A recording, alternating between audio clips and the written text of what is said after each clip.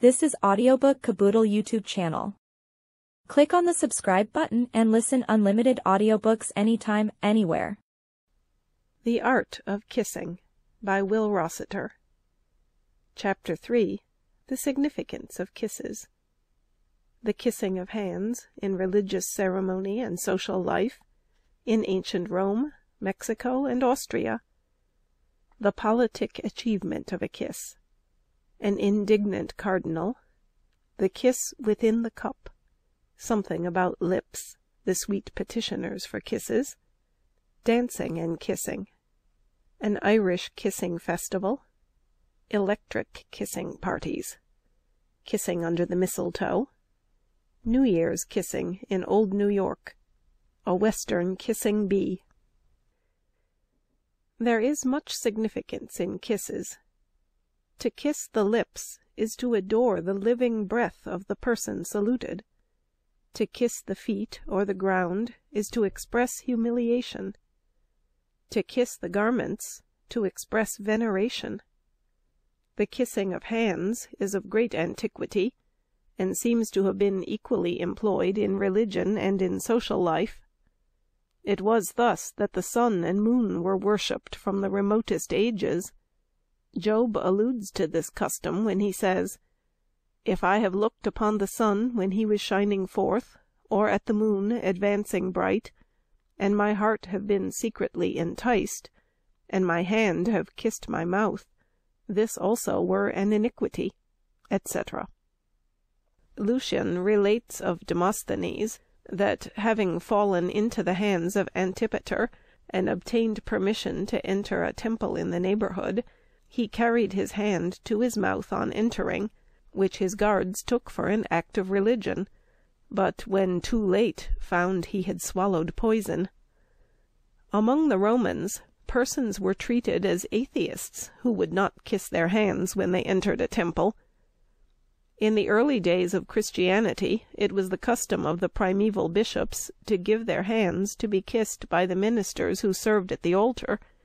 This custom, however, as a religious rite, declined with paganism. In society, the kissing of hands has always been regarded as a mute form of compliment, and used in asking favors, in thanking those from whom they have been received, and in showing veneration for superiors. Priam, in Homer, kissed the hands and embraced the knees of Achilles, in conjuring him to restore the body of Hector. This custom prevailed in ancient Rome, but it varied. In the first ages of the Republic, it seems to have been only practiced by inferiors to their superiors. Equals gave their hands and embraced. In the progress of time, even the soldiers refused to show this mark of respect to their generals, and their kissing the hand of Cato when he was obliged to quit them was regarded as an extraordinary circumstance at a period of such refinement. Under the emperors, kissing hands became an essential duty even for the great themselves. Inferior courtiers were obliged to be content to adore the purple by kneeling, touching the robe of the emperor by the right hand, and carrying it to the mouth. Even this was thought too free, and at length they saluted the emperor at a distance by kissing their hands, in the same manner as when they adored the gods. Solomon says of the flatterers and suppliants of his time that they ceased not to kiss the hands of their patrons till they had obtained the favors which they had solicited. Cortes found the custom in Mexico, where upwards of 1,000 of the nobility saluted him by touching the earth with their hands, which they afterwards carried to their mouths. Kissing the hand is a national custom in Austria. A gentleman, on meeting a lady friend, kisses her hand, and does the same at parting from her. A beggar woman to whom you have given an alms either kisses your hand or says, "I kiss your hand." The stranger must expect to have his hand kissed, not only by beggars, but by chambermaids, lackeys, and even by old men. In Ben Jonson's play, Cynthia's Revels, Hedon says to his friend, "You know I call Madame Philantia my honor, and she calls me her ambition. Now when I meet her in the presence, anon, I will come to her and say, Sweet Honour, I have hitherto contented my sense with the lilies of your hand, but now I will taste the roses of your lips, and withal kiss her, to which she cannot but blushingly answer, Nay, now you are too ambitious. And then do I reply, I cannot be too ambitious of honour, sweet lady. Wilt not be good? And his friend assures him that it is a very politic achievement of a kiss. When the gallant Cardinal John of Lorraine was presented to the Duchess of Savoy, she gave him her hand to kiss, greatly to the indignation of the irate churchman. How, madam, he exclaimed, am I to be treated in this manner? I kiss the queen, my mistress, who is the greatest queen in the world, and shall I not kiss you, a dirty little duchess? Without more ado, he caught hold of the princess and kissed her thrice in the mouth. He was apparently of the mind of Selden, who thought to kiss ladies' hands after their lips, as some do, is like little boys, who, after they eat the apple, fall to the paring. It was a custom among the Greeks and Romans to drink from the same cup as their lady friends, and from the spot where the fair one had touched the brim. Ben Jonson borrows this idea from a Greek poet, when he says, Or leave a kiss within the cup, and I'll not ask for wine.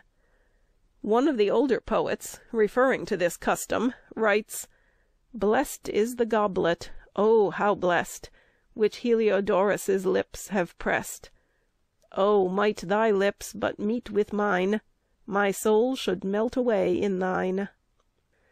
Of course the poets have had a good deal to say about lips.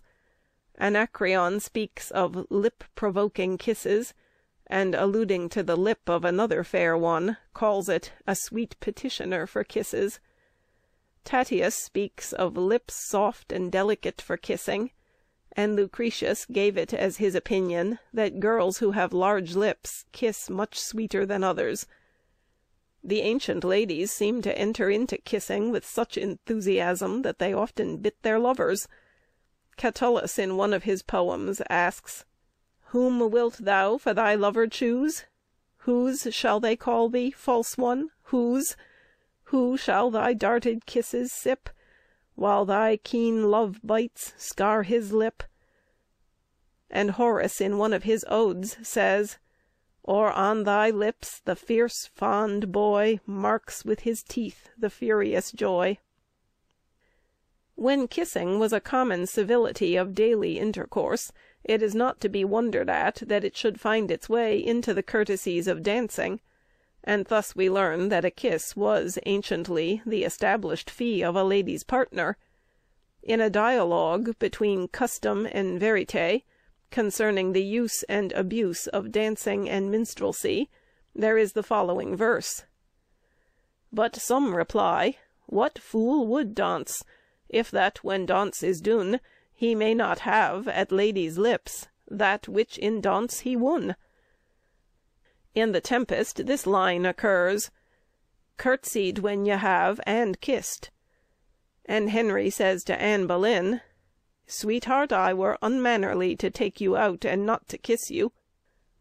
A correspondent, having bitterly complained of the lascivious character of the dancing of the period, Budgell, in the course of his reply, remarks, I must confess I am afraid that my correspondent had too much reason to be a little out of humour at the treatment of his daughter, but I conclude that he would have been much more so had he seen one of those kissing dances, in which Will Honeycomb assures me they are obliged to dwell almost a minute on the fair one's lips, or they will be too quick for the music, and dance quite out of time. Sir John Suckling, in his Ballad of the Wedding, published some years before this period, said, O' the sudden up they rise and dance, then sit again, and sigh and glance, then dance again, and kiss. Brand, in his Popular Antiquities, tells us that the custom of kissing in dancing is still prevalent in many parts of the country. When the fiddler thinks young couples have had music enough, he makes his instrument squeak out 2 notes, which all understand to say, kiss her. The panting bucolic swains are not slow to claim this privilege from their blushing partners. In the Banquet of Xenophon, quoted by Burton in his Anatomy of the Melancholy, there is an account of an interlude or dance, in which Dionysius and Ariadne were engaged, which was of such a pleasing character that the account states that the audience were so ravished with it that they that were unmarried swore they would forthwith marry, and those that were married called instantly for their horses and galloped home to their wives. In Hone's Table Book there is an account of a curious kissing festival held in Ireland. It is stated that on Easter Monday several hundred young persons of the town and neighbourhood of Pottsferry, County Down, dressed in their best, went to a pleasant walk near the town. The avowed object of each person is to see the fun, which consists in the men kissing the females without reserve, whether married or single. This mode of salutation is quite a matter of course. It is never taken amiss, nor with much show of coyness. The female must be ordinary indeed who returns home without having received at least a dozen hearty kisses. Some writer of the future, in describing the manners and customs of our modern age, will doubtless allude to the electric kissing parties, which it is averred exist in New England, and which are thus described. The ladies and gentlemen range themselves about the room. In leap year the lady selects a partner, and together they shuffle about on the carpet until they are charged with electricity, the lights in the room having first been turned low. Then they kiss in the dark, and make the sparks fly for the amusement of the onlookers. Oh, the shock is delightful! I have never been but to one electric party, but I understand that after a young lady has played the game for a while, it is impossible to give her a shock. Probably the gentleman don't shuffle his feet hard enough on the carpet. Gracious, I'm afraid I should wear the soles off my shoes. Kissing under the mistletoe is a custom of very remote origin, and a practice too common to be dealt with here, though it may not perhaps be known that, owing to the licentious revelry to which it gave occasion, mistletoe was formerly excluded by ecclesiastical authority from the decoration of the church at Christmas time. Hone tells us that there was an old belief that unless a maiden was kissed under the mistletoe at Christmas time, she would not be married during the ensuing year. The shepherd, now no more afraid, since custom doth the chance bestow, starts up to kiss the giggling maid, beneath the branch of mistletoe, that neath each cottage beam is seen, with pearl-like berries, shining gay, the shadow still of what hath been, which fashion yearly fades away. The special custom connected with the mistletoe on Christmas Eve is undoubtedly a relic of the days of Druidism, and is familiar to most readers. A branch of the mystic plant is suspended from the wall or ceiling, and any one of the fair sex, who, either from inadvertence or on purpose, passes beneath the plant, incurs the penalty of being then and there kissed by any man who has the courage to avail himself of the privilege. The Scandinavian tradition is that Balder was killed by a mistletoe arrow given to the blind Hoder by Loki, the god of mischief and potentate of our earth. Balder was restored to life, but the mistletoe was placed in future under the care of Frigga, and was never again to be an instrument of evil till it touched the earth, the empire of Loki. Hence it is always suspended from ceilings, and when persons of opposite sexes pass under it, they give each other the kiss of peace and love, in the full assurance that the plant is no longer an instrument of mischief. Quiet it hangs on the wall, or pendant droops from the chandelier, as if never a mischief or harm could fall from its modest intrusion there or here. And yet how many a pulse it has fired, how many a lip made nervously bold, when youthful revel went on untired in the Christmas days of old. A modern English writer says that in Battersea Park on Bank Holiday he found kissing to be all the vogue. But what kissing? Instead of the rhythmic chant, the graceful dance, or even the sportive chase of the northern kissing games, here was simply promiscuity of osculation of the most unabashed description. There was no ring to begin with. only an imperfectly cleared space in the middle of a great crowd. In this crowd a young woman would approach a young man, as often as not a perfect stranger, thrust a chip into his hand, and then bolt across the green. The man chases her, runs her down, and brings her back with his arm around her waist, enters the cleared space, and kisses her, sometimes half a dozen times, before the onlookers. Sometimes the girl chases the man, sometimes the man the girl. If they wanted their kisses sans cérémonie, they were caught at once, and kissed without more ado. In Diedrich Knickerbocker's veracious History of New York, it is told how the good burghers of New Amsterdam, with their wives and daughters, dressed in their best clothes, repaired to the governor's house, where the rite of kissing the women a Happy New Year was observed by the governor. Antony the trumpeter, who acted as head usher, was a young and handsome bachelor.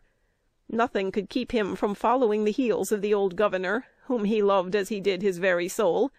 So, embracing all the young vrouws, and giving every one of them that had good teeth and rosy lips a dozen hearty smacks, he departed loaded with their kind wishes. The trumpeter seems to have been a prodigious favourite among the women, and was the first to exact the toll of a kiss levied on the fair sex at Kissing Bridge on the highway to Hellgate. In the far west they have kissing bees, and the rural husking frolic common to many parts of the country has been described by Joel Barlow, an early American poet. The laws of husking every wight can tell, and sure no laws he ever keeps so well. For each red ear a general kiss he gains, with each smut ear he smuts the luckless swains. But when to some sweet maid a prize is cast, red as her lips and taper as her waist, she walks the round and culls one favoured beau, who leaps the luscious tribute to bestow. Various the sports, as are the wits and brains of well-pleased lasses and contending swains, till the vast mound of corn is swept away, and he that gets the last ear wins the day. End of Chapter 3. This was Audiobook Caboodle YouTube channel presentation. We hope you enjoyed listening. For full audiobook, check out our playlist section. Links in description below.